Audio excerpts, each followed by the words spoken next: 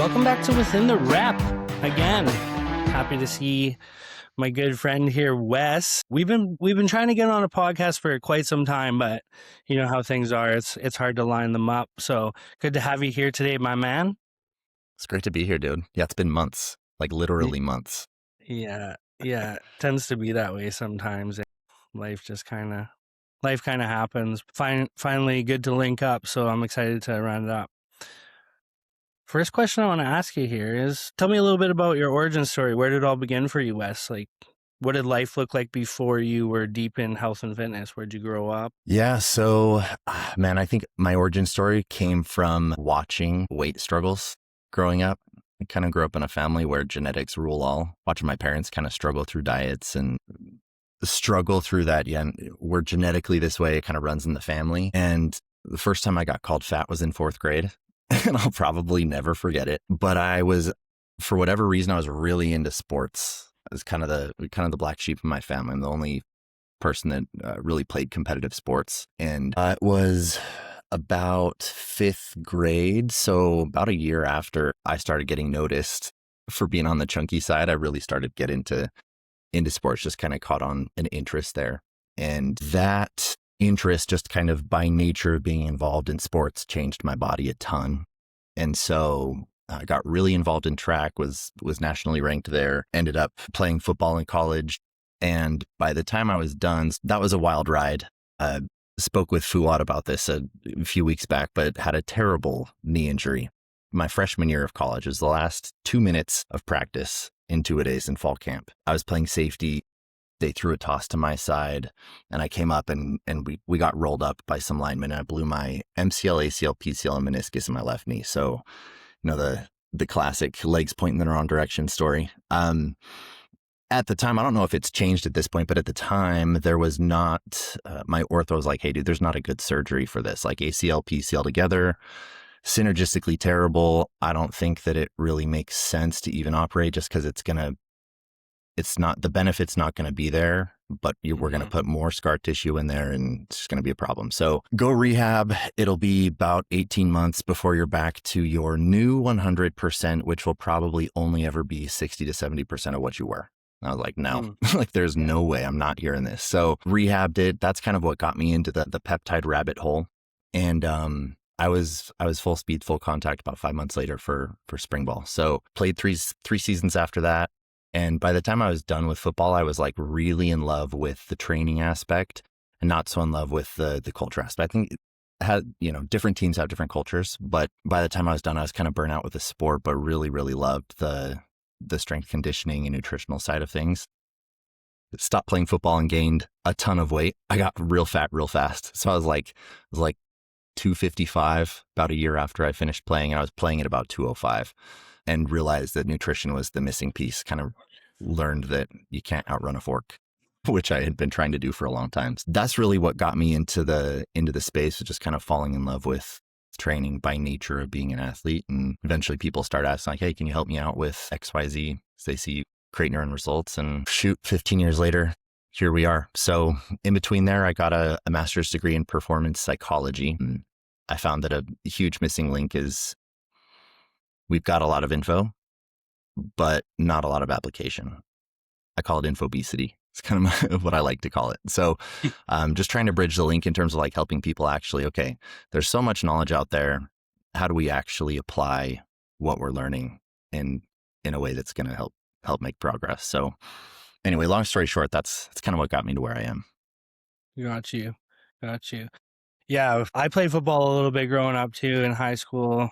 That's a hard hitting sport. Like safety's a rough position too. I remember the guy who used to play safety on our team, and he was a beast, man. You would just hear him crack people from all the way across the field. And I remember him popping some guys like ACL, MCL or whatever. But just that's a Yeah, it harsh doesn't love you position. back, dude. It's such a fun sport, but it does not love you back. Yeah, for sure. I can feel you on that. I mean, I think that's where most like my lower back injuries reside from, because I was a pretty small guy, and like I started playing in grade 8 and obviously playing with like guys 4 years older than you, and they just absolutely annihilate you when they get the chance, right? But Yeah.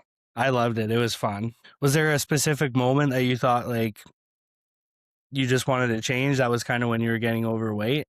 Having a baby really like made me realize made me realize like I'm the template for Mm, what is going to be seen as normal and expected. And so I need to make that something that I'd be proud of. I think like to say our boys become us and our daughters marry us. So it's like I'm gonna need to kind of straighten things up and start acting right. So yeah, that was a big turning point. We had our first baby in 2015, just mm. after I finished playing football. So yeah, it was a big turning point. You have a model called the Performance Health Architect, correct? Correct. Yeah, I love that title. That's awesome. Where did that come from? Just I don't even know. Just kind of after working with people, just kind of realizing like what I want to do, you know, Yeah. was really like big on the performance aspect of things for a long time. It's part of the reason I went to school for performance psychology. Hmm.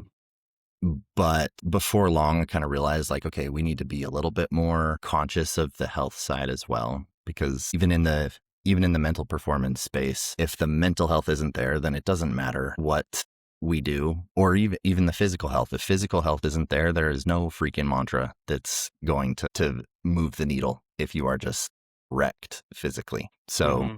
just kind of realizing we need to be a little bit more all encompassing in terms of not just performance, but health as well. Health is a huge driver of performance. Do you think performance psychology, like, what are the biggest things? What were the biggest takeaways from your degree in that? I strongly believe in that. You have to have a strong, powerful mindset to achieve these things. You know, a lot of doubt and growth don't really go together. 100%, dude. 100%. I'd say, well, like the performance psychology space, the study is really, there's kind of two parts to it, or two legs to it. There's the how do we maximize performance in your domain, and how do we maximize fulfillment in your domain. And in school, we talked much more about the performance side because it's sexy and it sells easier. The Hmm. fulfillment side, not so much. But coming out of school, I contracted with the Army for a while, and working with leadership and then starting to work with business owners and entrepreneurs, I realized like, okay, again, everyone wants the performance aspect, but to what end? I'm talking to people that are in the roles, making the income, creating the results that everyone else is chasing. But what everyone else doesn't realize is that they are miserable. They hate their lives. So like what's missing here?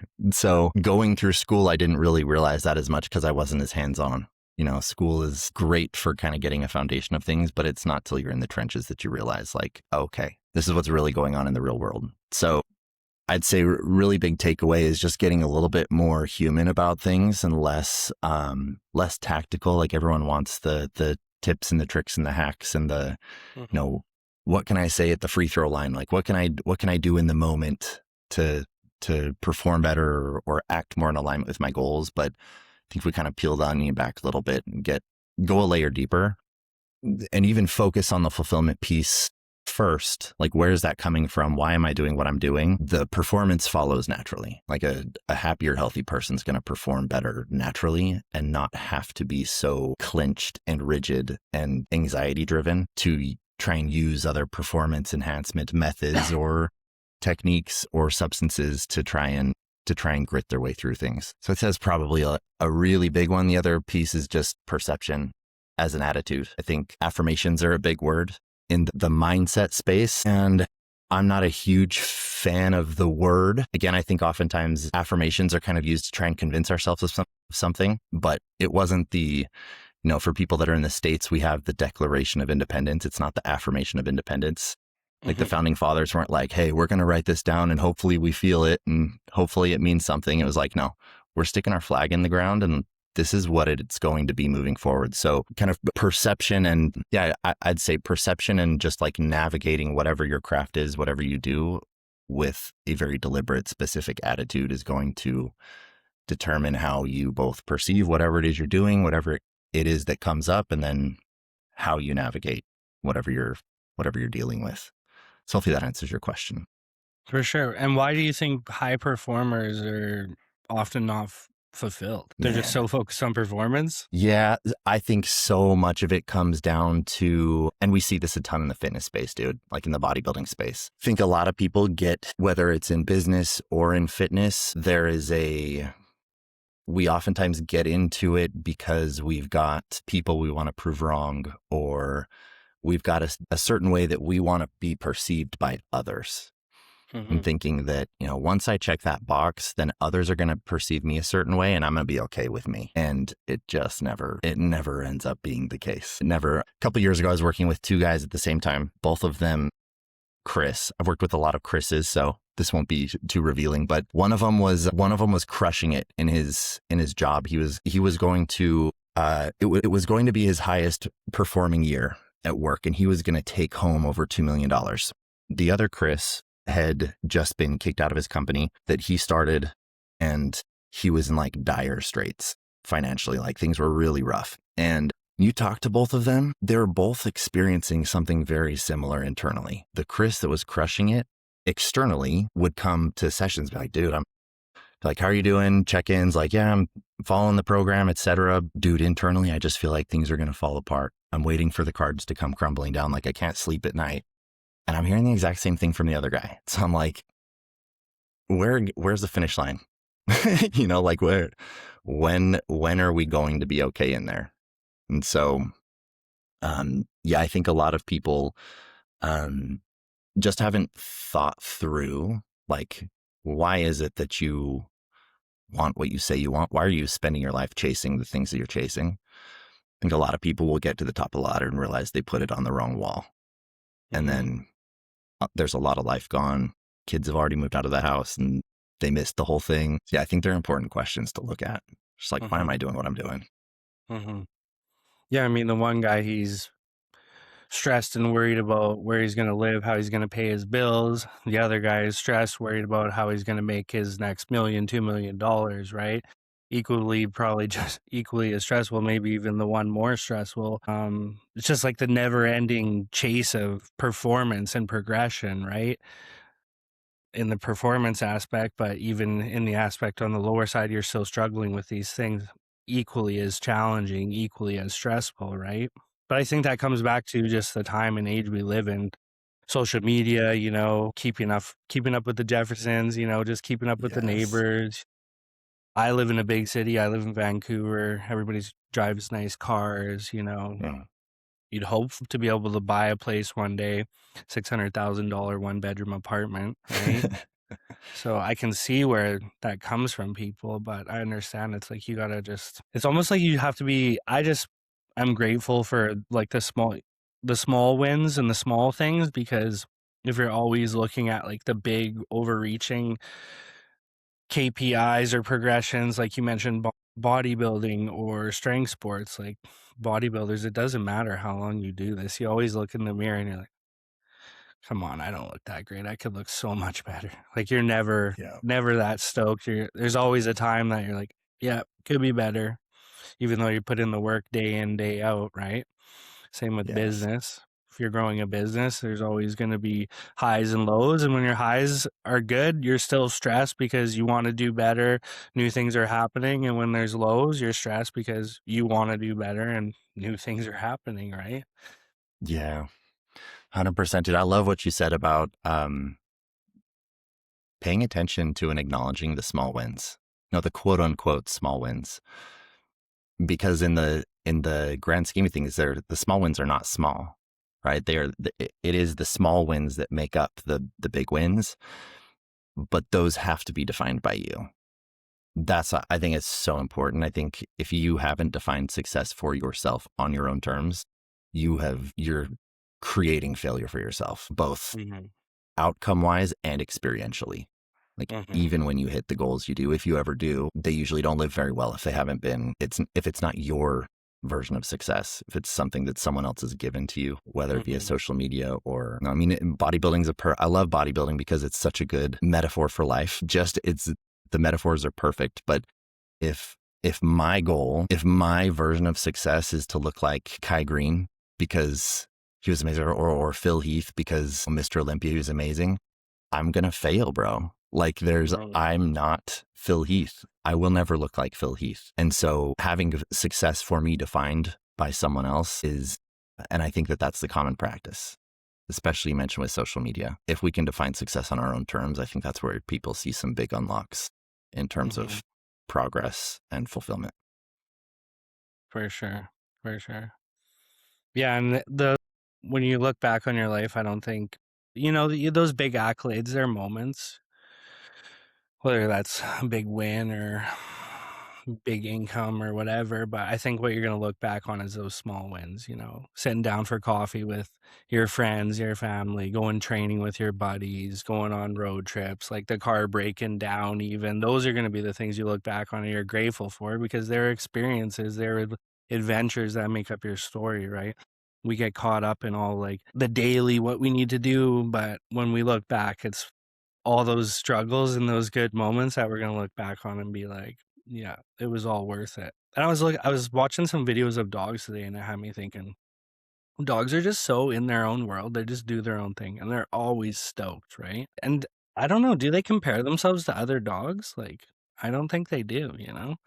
Like they're just chilling. Maybe they bark at another dog or whatever, but I don't think they're like that dog is better than me or whatever. Maybe there's the primal alpha instinct, but I'm not like that dog looks better than me. That dog's better off than me. Look Yeah. at their Walking owner. around Like, like I I don't should think be it's like somewhere that, else right right? now. Yeah, Yeah. exactly. They just do their thing and they're just grateful. They're just happy. They're just living life, right? You can learn a lot of lessons from dogs. Anyways, we'll pull it back a little bit, back into the biohacking stuff. I'm sure that's what my listeners are going to want to hear. So, you talk a lot about data driven biohacking. For someone who has no idea where to start, what do you think that actually looks like day to day for them? Oh man, it's going to be the boring stuff that Yeah. nobody wants to actually do. Nobody actually wants to talk about. Yeah. This is a conversation I have to have with just about everyone because the stuff that does well on social media, if you're playing the social media game, peptides do really well. The new exciting stuff does really well. And nobody wants to look at like, what does your sleep routine look like? Mm-hmm. How long are you sleeping? What's the quality? What does your diet look like? What are you doing to manage stress? That is where I get the most pushback, especially in the business owner entrepreneurial space, because everything's got to be a struggle. Like everything has to be stressful. So foundationally speaking, I'd say sleep is like the number one performance enhancer. Like we have to get that dialed before anything else. If it's not, then it doesn't matter what else you take. Sleep will be the rate limiter. Whatever it is you're taking, like, is not going to work as well if your sleep is off. So having a good pre-bed routine to set yourself up for sleep, I think just looking at sleep as a performance metric. Mm-hmm. I think that we've just been so indoctrinated with, I'll sleep when I'm dead, and sleep is kind of a lazy thing in our culture. I got to work with the psychophysiologist for the U.S. Olympic Committee for a quarter in grad school, and her thing was like, if athletes come to me and they are underslept, we will not do any work at all until they are sleeping. She just did not play around with it one bit. Shutting off Netflix, not scrolling, like removing yourself from blue light, I think like at least an hour before bed is going to be really important. Just kind of unwinding is really big before bed. Nutritionally, I mean, like, love glycine, love magnesium, really like GABA actually for bed, for sleep. It's one that I learned about in college. I kind of stumbled on. That was a big difference maker for me. But sleep is just so huge. I could belabor that for 3 hours, but getting plenty of sleep and then doing what you need to make sure your sleep is high quality. And then I'd say, again, I get like a morning routine where we're grounding and we're ensuring that temperatures are good, ensuring that heart rate's good, and we're nourishing ourselves. I think we've become very disconnected from nature. Like we don't see ourselves as a part of nature. Mm-hmm. So the grounding piece, getting sunlight in the eyes is really big. And I think guys like Huberman have helped along that path. But so sleep, circadian rhythm, just like getting sunlight in your eyes, getting up in the morning, getting food. Fasting is another big one that I have to like really de-educate or de-indoctrinate with a lot of my guys, because a lot of, I don't know what it is. A lot of in the entrepreneurial space, fasting is kind of a cool thing. So, Yeah. um, yeah, I'd say those are kind of like baseline things that I think are very, very important. The boring stuff. Yeah, the surface level movers. That's what I always tell people. A lot of people, it's funny, I'll make posts and people will come on my Instagram. I was going to make a reel about this yesterday and they'll be like, so how do we fix this? Why don't you just tell us how to fix this? Come give me like I give so much information. It's absolutely wild. I'm like, I literally just told you. It's right there. Like it's just there. But yeah, it's But there's definitely got the to be more surface level info. stuff. I would say the biggest biohack, yeah, that should be the motto. It should be just sleep and stress, surface level sleep and stress. That's like the number one biohack you could have. Sleep, definitely the biggest one. Stress is going to come next. But if your sleep is terrible, then you're more likely going to be stressed. So you can't really improve stress if your sleep is garbage, right? I Exactly. think 2/3 of like the population sleeps less than 8 hours a night. And if you haven't read the book and you like reading and you're listening, I highly recommend reading the book by Nick Walker, Why We Sleep. It's absolutely amazing It's a and it great will book. probably change the way you think about missing an hour or two of sleep every night. It's very detrimental to your health and it adds up. And a sleep debt is not something you can pay back. It's not like you can sleep for 4 hours tonight and then make up a 12-hour sleep the next night. It's not how it works. There's some crazy facts in that book too about like cardiovascular risk going up, brain performance, cognition, it declines drastically, right? Yep. And it is a very, like a tiny, if I remember right, it's like less than 1% of the population can actually get away with less than 8 hours of sleep and still perform optimally. Everyone else is just well adjusted to underperforming and thinks that they're fine. Yeah. So yeah. And it's something like 86% of mental health diagnoses have a comorbidity of sleep issues. So whether it's physical, psychological, sleep just it has to be prioritized. Mm-hmm. Yeah. Yeah, it says study of 23,000 Greek adults saw that there was a 37% increased risk of death from heart disease across 6-year period when siestas stopped. Sleeping less than 6 hours a night increased risk of heart disease by 300%. 3 Yeah. crazy. You will feel less full and more hungry when you undersleep as well on average.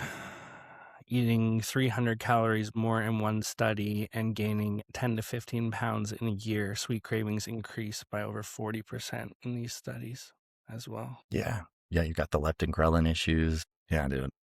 Yeah, it's something essentially since I started bodybuilding, I've always prioritized sleep. It was a non-negotiable for me. I didn't really care what I was doing. 8 o'clock, I would go to bed. 9 o'clock, go to bed every night religiously, and I still do. I love, going to bed at that time, waking up early, making the best of the day, making use of the morning, and getting a good night's sleep every night as well. A little Yeah. tougher to do in the summertime when the sun's out, but do what we can there. What's Yeah. a And again, biohack that you tried that you genuinely like surprised you? man, what absolutely blew my mind is a combination. So, mouth tape and intake, no strips, absolutely shocked me. I mean, I woke up in the morning and I don't think I'd moved. That one blew me away. I'm a classic mouth breather when I sleep. If I don't tape my mouth, I'm snoring all night and I'm rolling all over the place. But mouth tape, and then specifically because I tried the nose strips before, with the little flimsy metal band in there, just the classic cheap ones, Mm-hmm. and they just didn't really do anything. But have you tried the intake strips? No, is that the one with like the magnets or whatever? Yeah, Are yeah, they awesome? bro, they will blow your mind. Have you Seriously, went to like the max level? Isn't there different sizes? there's 4 sizes. I'm level 3. It's like what works best for me. Can you So go to like the not quite biggest the level max. and like really stretch it out? Yeah, good question. I don't know if it like stretches things, but dude, you will pull air through your nose in a way you never have. Like I it just is. remember I saw like a reel or something, somebody put like the smallest one on, then the next one, then the wide, like all the way to the largest one. It like just pulled their things wider and wider. And they're like, yeah, I Yeah. definitely need to do that because I can't breathe through my nose very well when I sleep. I Huge usually just difference use like maker. the big nose tapes, but yeah, they're terrible. They come off in the middle of the night. I should just. So how do the magnets work? Are they like stickers then, or? Yeah, so and they're like it's like $30 on Oh, Amazon, but it comes with a full pack of stickers, so you don't reuse them. But there's two sticker magnets. You put one over here and one over here, and there's just an adhesive on there, and then the nose strip clicks on. And I've there were times last winter where I wore it for like 2 days straight without having to change out the magnets. So the adhesive is really good. got you. So do you ever think? I mean, back to the performance. Sorry, my cats are trying to intrude in the podcast. So back to They're the good. performance psychology. Do you think guys ever get obsessed with, optimizing? I think this is without a doubt a yes, especially in the social media space right now. Peppies are super trendy. I mean, that's what everybody wants. They think that's going to be, the number one magic wand to all their problems. What do you think? 100%, dude. Yes, yes. And I've seen it in both directions. Yeah, do you know who Ben Greenfield is? Mm-hmm. Yeah, I've seen guys that are like just nonstop, and it's cool. Like if it's kind of a hobby thing, like whatever. But most of the time, what I see again is just the guys who are sleeping 4 hours a night. Their diet's terrible. They're drinking regularly, but they eat keto and they intermittent fast till 2 o'clock in the afternoon, and they do cold plunges every morning, and they sauna and they peptide and they all of this stuff, and they're like always just searching for the next thing. I think there's some dopamine issues involved there as well, but that's most common. What I see is the guys that are just neglecting they follow the narrative of like, I gotta hustle, and nothing wrong with hustle, but I think some of it kind of depends on where hustle is coming from. And also, I mean, dude, if you are neglecting the basic kindergarten stuff, there's no level of optimization that is going to no level of optimization that is going to, you're just putting a band-aid on a bullet wound, band-aid on a Mm-hmm. broken leg, whatever the whatever the analogy is. Mm-hmm. Yeah, I see that all of the time, constantly. Yeah, for sure. I mean, I guess regardless, people are going to do what they do, Like there's going to be those guys who have the Rogan setup, the sauna, the ice bath, do everything, still enjoy life. I mean, I don't think that's necessarily, I think people should just live their life, like do what they can to the best of their ability. I think the vast majority of people do need to start with, the simple surface level things. A lot of people have a cascade of issues and just are unwilling to even realize that and bring that to clarity in themselves and just be open to getting help. They'd rather just run around, chase like Reddit biohacks, internet biohacks, the next social media trend. Like you're just running in a never ending circle. Like if you're actually trying to deal with an issue, you actually want to heal something, like there's ways to go about it instead of just like aimlessly shooting in the dark, right? There's a lot of Yeah. educated people who can guide you. I mean, there's a lot of great podcasts out there. That's where I got a lot of my knowledge starting out. I mean, like 10, 12 years ago. That's where I learned a lot of these, simple biohack moves. But yeah, I think I people think just need to settle down and do it just one thing at a time. Start with, all these pieces of the puzzle out. Like, I mean, like I said, if that's your, like you said, if that's your hobby, that's what you like to do, it's like your Rogan setup, I'm all for it, right? But for the vast majority of people, they just need to start with the easy things, one thing at a Yeah, and I would also say, dude, and this is so one of my favorite concepts that I learned about in school is deliberate practice. I time. think it is probably 1 out of 30 people that I'll work with that are actually not just completely winging it. So deliberate practice is a cool thing. So kind of getting back to like the biohacking fanaticism, a lot of people will just throw everything, throw the entire kitchen sink at what they're doing, and they don't know, like they're not tracking anything. They don't know Mm-hmm. what's doing what. They don't know what effects coming from where. And then they'll see another Instagram reel, like, well, maybe that's the thing I'm missing. Is it just is this constant, inconsistent barrage of strategies. But with deliberate practice, if we look at like, professional athletes versus the next level down, it is not even close in terms of the skill level. And there's genetics at play there, of course. I always use football as an example because it's where I come from, but see guys that play in the NFL and they are just genetically elite. Like there's freaks there, but their process, like what really makes them so much better than everyone else, and this happens in bodybuilding as well, Mhm. is they go to practice. Practice is filmed. They watch the film to see, okay, what did I do wrong? Where were my missteps? What do I need to do better next time? They go implement that at practice, and that's filmed again. And then they just do that on repeat, and that compounds massively. Mhm. But what's very common is I'll have guys that are like, yeah, I did, I got so-and-so's workout PDF program and did that for a month. And then I got some other PDF, and then I tried this, that, and the other. And it's like, okay, so like, are you tracking anything? Are you tracking your progression at all? Are you tracking and nothing's getting tracked? So there's just no, we're throwing spaghetti at the wall. There's so much money wasted, so much time wasted. There's just everyone's winging it.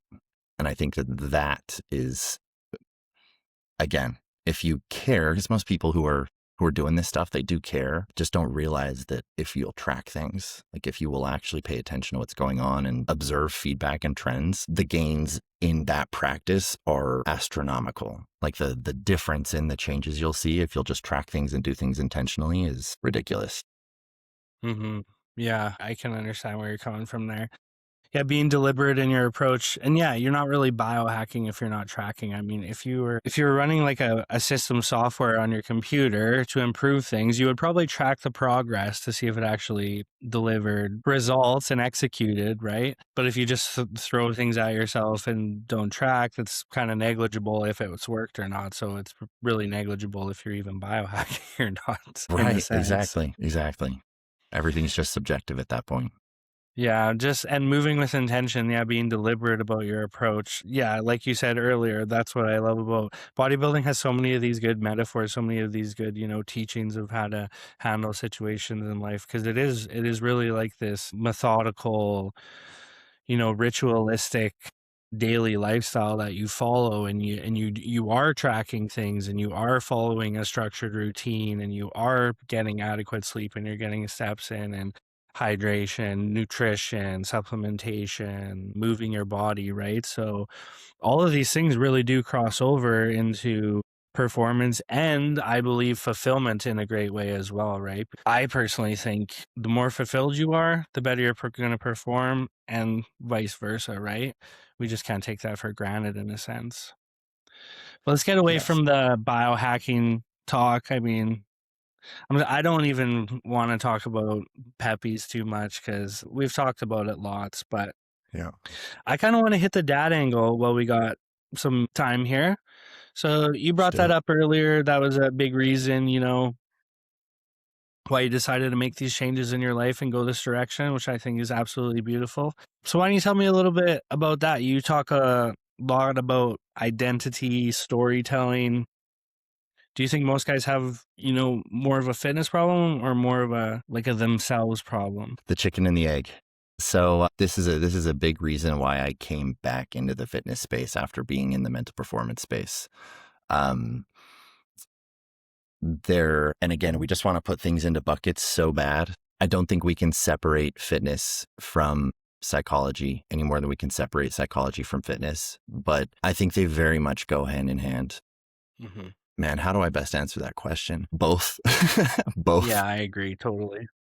I think I had this experience. It's been about 4 years ago. I went to it was a business mastermind. It's one of the guys that's like one of the biggest guys in like the high ticket business coaching consulting space, and is like his top earner clients. They audit you if you have to be doing at least 7 figures a year to be a part of this group. And they had this mastermind in Cabo. And growing up in a lower middle class family, I had these ideas about who was going to be there. And we get there, and first of all, I realized like, oh, these guys are actually super normal.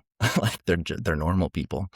Um, but what I realized after, I think it was like a 4-day event, was that just being around those people restructured expectations. Like it restructured the way I see normal and grow. And I think our generations are improving along the fatherhood front, but we grow up and our parents most of the time didn't have any coaching or support or therapy or anything to help them consciously navigate parenting along with managing all the responsibilities of being an adult.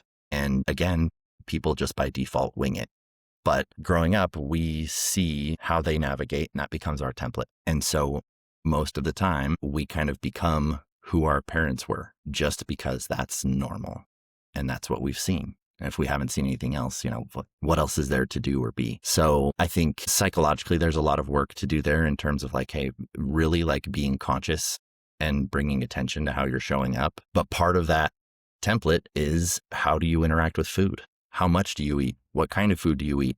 It's all very, very tied in together. But again, it's tough to dial in the psychology if you're walking around in a sick body Mm-hmm. and vice versa. So I think they both need work, and most guys that I work with, they need work on both the fitness and the psychology side. It's a great question. Yeah, I agree. I get it's a bit of a trick question. I mean, I would say it was both for me. I don't think I would have found myself truly until like I really found myself in the gym in my own personal pursuit. I mean, sure, I was a part of, team sports growing up in high school. Was I a star athlete? No, but not by any means. It was something I just kind of did. But once, I found the gym on my own, going there, finding a program, eventually working with a coach is when I truly found myself and, got healthy again, because without that, I was honestly a bit of a chaotic mess. So I would say, yeah, absolutely both. 100%. So the dad transformation angle, it hits pretty close to your heart, clearly. It does. Yeah, dude, I think everyone's got their own opinion on this, but I think like my impact as a father is definitely going to be, I see that as my legacy. I think a couple generations down the road, people are not going to know, they're not even going to remember my name, but who I was as a father, as a leader within my home is going to impact how my kids are when they grow up with their kids. It's just going to impact their kids and their kids. So my real goal is to leave a silent legacy where generations down the road don't know why they're in a good place, relative to what is average, what is typical. So yeah, I think that's the biggest impact any of us will ever have is as parents. For sure, for sure. Yeah, and I think coming back to what you said before, our parents maybe didn't have the tools, or I'm sure, and back when they were raised, things were a lot different. Lifestyle was a lot different. The economy, the way you raised a kid back then was a lot different. So their structure looked completely different than our structure. I mean, their access to information was completely different. Access to, resources, support, completely different, right? So I think 100%. I wouldn't ever beat any parents up. I think most parents are just kids trying to do, most adults are just big kids trying to do the best they can, Yeah, when you're a dude, little kid, you always look 100%. at adults and you're like they got it all figured out. I can't wait to be an adult. Like they got it all figured out. So you never have it figured out. And once you're growing up, you meet people who are 40, 50 years old. Like that's 10, 20 years older than me. I'm 34, be 34 here this month. And you're like, I look at them like, I can literally see the kid. Like I can literally see the kid on the playground.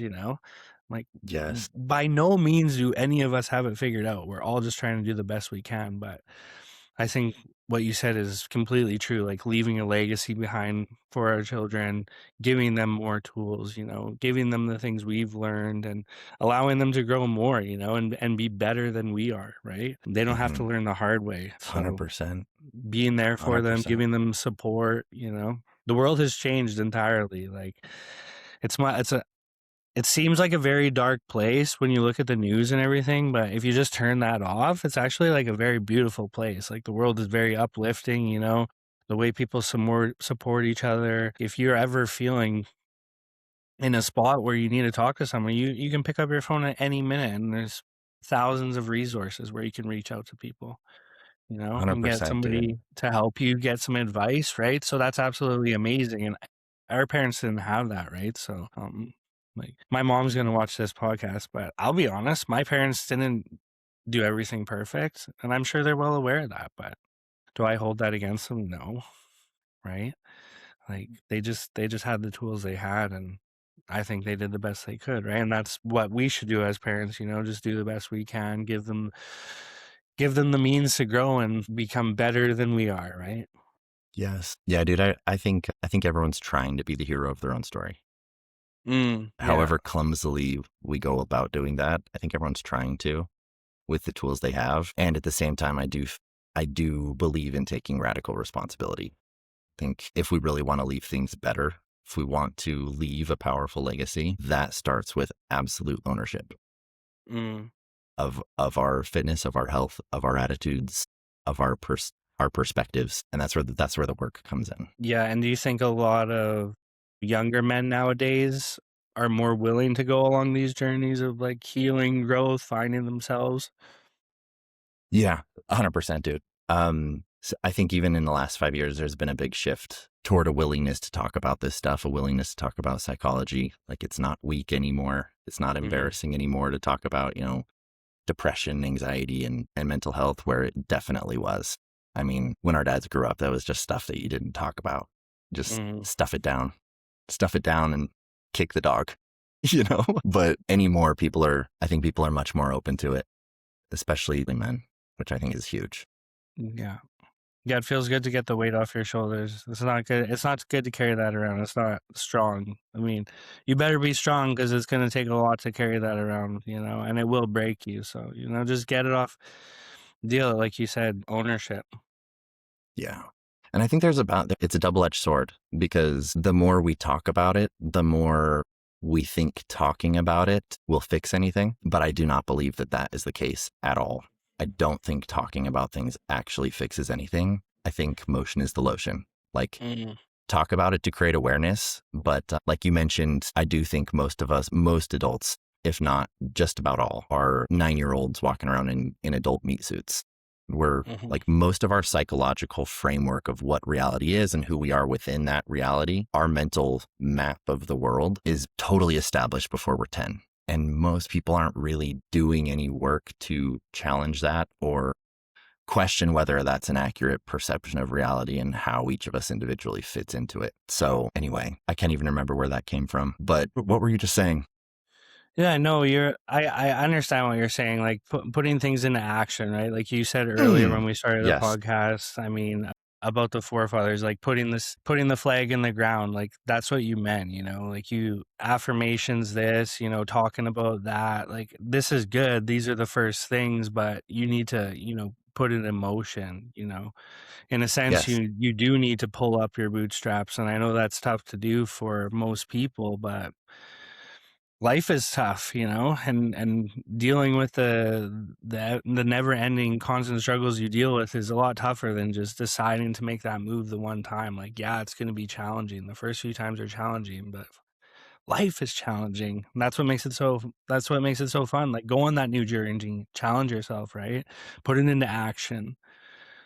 There's lots of people out there who are willing to support you on your journey. 100%, dude. And yeah, I'll there's pat you just on the no back, I'll kick you transformation in in the insight. ass, like, let's go, right? Yes. Yeah. And just like watch how you feel when you realize that, like, yes, life is tough, but I've come to know myself as someone who can face it and move through Mhm. it and continue to live in alignment with who I see myself becoming. That's where life lives really, really well. Absolutely. Wes, absolutely pleasure having you today. It was a short chat. We'll do it again. Appreciate We'll you. run this up again. We'll set up a little bit longer discussion. We'll get into the psychology side of things a little bit more. It's absolutely amazing Let's having do it. you on. What type of people primarily do you work with, and where can listeners find you if they want to reach out? Yeah. So most of my clients, about 9 out of 10 of my clients are men. Typically work with business owners, entrepreneurial types is kind of who I've tended to attract, but mostly men, typically dads. But you can find me on Instagram. That's really mainly where I'm at. It's Wes C, ITS Wes WESC. I've thought about changing that because it's a little weird to speak out, but that's find me on Instagram. That's the best place to reach me. Yeah. West C would be a cool one, but I bet you it'd be hard to get. Yeah, taken. See what we can do. Fair enough. I'll put you in the show notes anyway, so people can find you, click on your Right on. link, check out your page and whatnot. You got tons of good information. Absolutely Appreciate pleasure, it. my man. And thank you everybody for tuning in. I know it was a short one, but they're usually short, so I'm sure you expected it. Either way, I appreciate you all listening. Thanks, Fern.